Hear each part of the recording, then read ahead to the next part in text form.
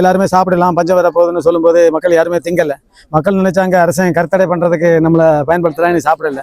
இது மரச்சீனி கிழங்குன்னு சொல்ற கப்பக்கிழங்கு அப்படின்னு சொல்லுவாங்க. இதுக்கு பல வெரைட்டிஸ் நாங்கள் மக்களுக்கு இன்ட்ரடியூஸ் பண்ணியிருக்கோம். இங்கே பார்த்தீங்கன்னா இது வெள்ளைத்தொலின்னு சொல்லுவாங்க, தோல் வெள்ளையாக இருக்கும். இது ரெண்டுக்கு வித்தியாசம் பார்த்தீங்களா? இது வந்து நறுக்குன்னு சொல்லுவாங்க இந்த வெரைட்டி. இது வந்து கிழங்கு வந்து முண்டாக இருக்கும், இது நீளத்தில் வைக்கும். பொதுவாக இதில் தான் கிழங்கு நிறைய வைக்கும். இது ஒரு 7 மாதத்துல எடுக்கலாம், இது 6 மாதத்துல எடுக்கலாம். IR8 ஒரு மரச்சேனி வகை 3 மாதத்துல எடுக்கக்கூடியது இருக்குது. பொதுவாகவே இது வந்து இதை கப்பக்கிழங்குன்னு ஏன் சொல்கிறாங்கன்னா, இது ஏதோ ஒரு நாட்டில் இருந்து அந்த காலத்தில் கொண்டு வந்தது, கப்பலில் கொண்டு வந்ததுனால தான் கப்பக்கிழங்குன்னு சொல்கிறாங்க. நீங்கள் நாஞ்சில் நாட்டு வரலாறை பார்த்தீங்கன்னா, பஞ்சம் வர்றதுக்கு 5 வருஷத்துக்கு முன்னாடி அரசர்கள் இதை கொண்டு வந்திருக்காங்க. இதை நட்டு எல்லாருமே சாப்பிடலாம் பஞ்சம் வர போகுதுன்னு சொல்லும்போது மக்கள் யாருமே திங்கலை. மக்கள் நினைச்சாங்க அரசாங்கம் கருத்தடை பண்ணுறதுக்கு நம்மளை பயன்படுத்துகிறாங்க, சாப்பிடல.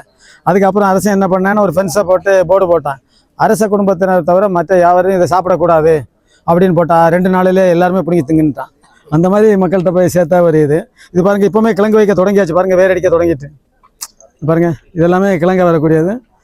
இது பார்த்தீங்கன்னா ஒரு தொட்டியில் நம்ம வச்சாலும் அந்த தொட்டியில் இருக்கிற அவ்வளோ மண்ணையுமே சாப்பிட்டு ஒரு மண்ணும் இருக்காது, அவ்வளோ கிழங்காக இருக்கும். அதான் இந்த மரச்சீனி கிழங்குக்கு ஒரு